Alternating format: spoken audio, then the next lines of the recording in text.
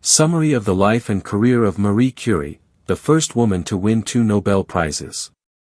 Chapter 1, Childhood in Poland, 1867 to 1883.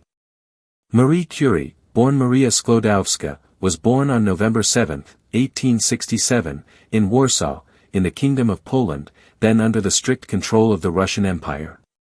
The youngest of 5 children of the Maria Sklodowska, a mathematics and physics teacher, and Bronislawa Sklodowska, a headmistress of a girls' school, Maria grew up in an intellectual but impoverished family. Poland at the time was enduring harsh Russification policies, banning the teaching of Polish language and history and severely restricting women's access to education. From an early age, Maria displayed exceptional intelligence.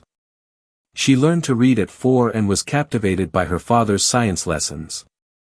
Amid poverty and political oppression, Maria developed a resilient spirit, a passion for learning, and deep patriotism.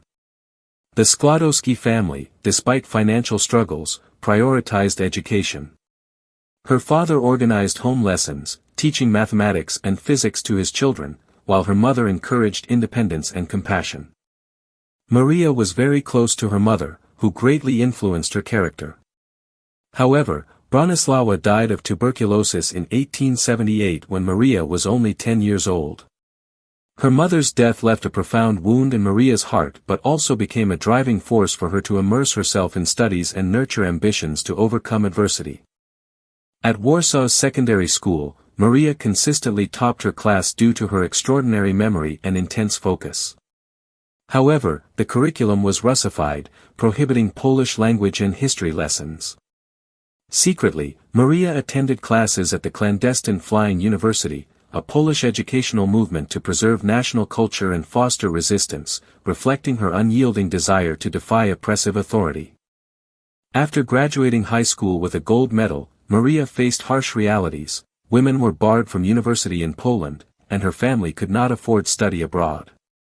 Maria worked as a governess for aristocratic rural families, part of a rotating university arrangement with her sister Bronislawa. She sacrificed first to support Bronislawa, who later helped her. During these years, Maria self-studied science, mathematics, and foreign languages, accessing modern scientific publications to build her knowledge foundation. In 1891, at age 24, Maria left Warsaw for Paris. At the Sorbonne, she studied as Maria Sklodowska. Life in a foreign land was challenging. She lived in a cold attic, ate frugally, and worked while studying. Despite poverty and language barriers, Marie excelled, becoming an outstanding student in physics and mathematics, laying the groundwork for her historic scientific contributions. Chapter 2, Meeting Pierre Curie and Career Beginnings, 1894 to 1903. In 1894, while seeking a laboratory for further research, Marie met Pierre Curie, a physicist renowned for his work on magnetism and piezoelectricity. Introduced by a mutual friend, they were quickly drawn to each other's intellect and character. Initially, Marie declined Pierre's marriage proposal, intending to return to Poland, but their shared passion for science and mutual affection changed her mind. They married in July 1895 in a simple, unpretentious ceremony filled with intellectual spirit. Marie and Pierre shared a passion for research, working together in rudimentary laboratories with boundless ambition. In 1897, they welcomed their first daughter, Irene. Despite family responsibilities, Marie continued her research with dedication and responsibility.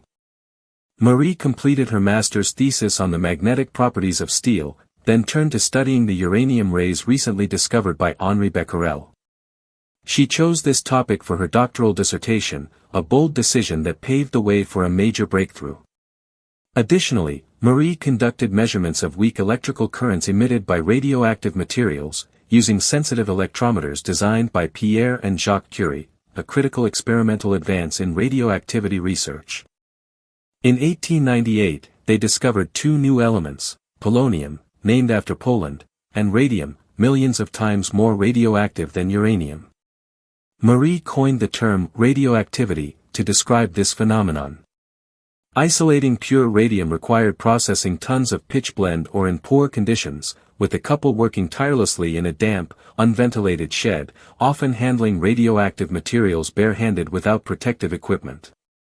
In 1902, they successfully isolated pure radium, proving its distinct chemical properties. Marie defended her doctoral dissertation in 1903 at the Sorbonne, becoming the first woman in France to earn a doctorate in science. That same year, she, Pierre, and Henri Becquerel received the Nobel Prize in Physics for their research on radioactivity. Initially, the Nobel Committee named only Pierre and Becquerel, but Pierre insisted on including Marie, recognizing her indispensable contributions and addressing gender bias in the decision. The Nobel Prize brought fame, but the Curies maintained a humble lifestyle. They refused to patent the radium isolation process, choosing to publish it openly for the benefit of science and humanity. The unit, Curie, measuring radioactivity, was later named after them, acknowledging their immense contributions. Chapter 3, Tragedy and Career Pinnacle, 1904 to 1911. In 1904, Marie gave birth to her second daughter, Eve. However, 2 years later, a devastating tragedy struck. Pierre died suddenly in a horse-drawn cart accident in April 1906. The profound emotional shock plunged Marie into severe depression, leading her to withdraw and immerse herself in solitude. Despite this immense loss affecting her psyche and work, Marie resolved to continue the scientific legacy she and Pierre had built together. After her husband's death, the Sorbonne invited Marie to take Pierre's position as a physics professor, making her the first woman to teach there. This was a significant milestone in French academic history, marking a major step in recognizing women in science. Marie focused on applying radium in medicine, particularly cancer treatment through radiotherapy. She also raised her daughters, Irene and Eve, teaching them science, ethics, and compassion. Irene later followed her mother's path, winning the Nobel Prize in Chemistry in 1935 with her husband, Frédéric Joliot-Curie, extending the Curie family's scientific legacy. In 1911, Marie received the Nobel Prize in Chemistry for isolating pure metallic radium and studying its chemical properties, becoming the first person, and to date, the only person, to win Nobel Prizes in 2 different scientific fields. That same year, she attended the first Solvay conference, joining luminaries like Albert Einstein, Max Planck, and Ernest Rutherford. However, Marie faced a major scandal when the French press attacked her personal life, particularly rumors of a relationship with physicist Paul Langevin, who was separated from his wife.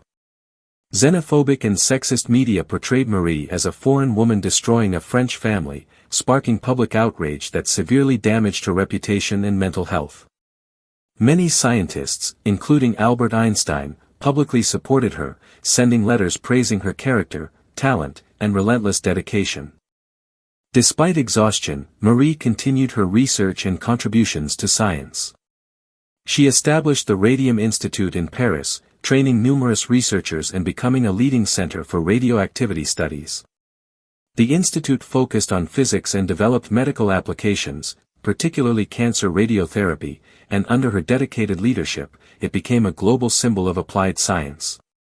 Chapter 4, War and Immortal Legacy, 1914 to 1934.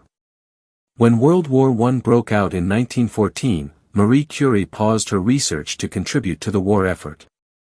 Recognizing the medical potential of X-ray technology, she quickly learned automotive mechanics, X-ray techniques, and medicine to deploy mobile X-ray units, called petites curies, to the front lines.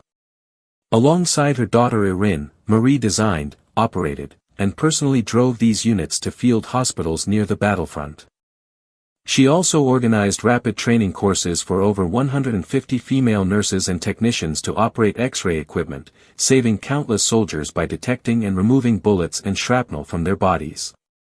Marie's precious radium supply was used for medical purposes, demonstrating her selfless sacrifice for humanity. Her wartime contributions earned her France's Legion of Honor and respect from the global medical community. After the war, Marie returned to the Radium Institute, continuing her research and expanding international collaboration. In 1921, at the invitation of journalist Marie Maloney, she traveled to the United States to raise funds for the institute. With enthusiastic support from the American public, especially women, Marie received 1 gram of radium worth $100,000, personally presented by President Warren G. Harding, as a tribute to her extraordinary contributions. Marie used the trip to deliver speeches on the role of women in science and the importance of basic research. Her lectures at major universities like Columbia and Carnegie Institute inspired audiences. She encouraged women worldwide to pursue knowledge, overcome gender biases, and affirm that ability is not tied to sex. In 1932, she fulfilled a dream by inaugurating the Radium Institute in Warsaw, establishing it as a leading center for radioactivity research in Eastern Europe. Marie received numerous international honors, including the Willard Gibbs Medal, 1921, over 15 honorary doctorates from top universities like Yale and Harvard, and honorary memberships in prestigious scientific academies worldwide. Despite deteriorating health due to prolonged radiation exposure, a consequence of years handling radioactive materials, Marie continued researching until the end. She died on July 4, 1934, in a French sanatorium from aplastic anemia, a disease linked to radiation exposure. In 1995, her remains were reinterred at the Pantheon in Paris, the resting place of France's greatest figures, marking the first time a woman was honored there for her scientific achievements. Her legacy, from radium, polonium, and cancer radiotherapy to a symbol of gender equality and tireless dedication, continues to illuminate humanity.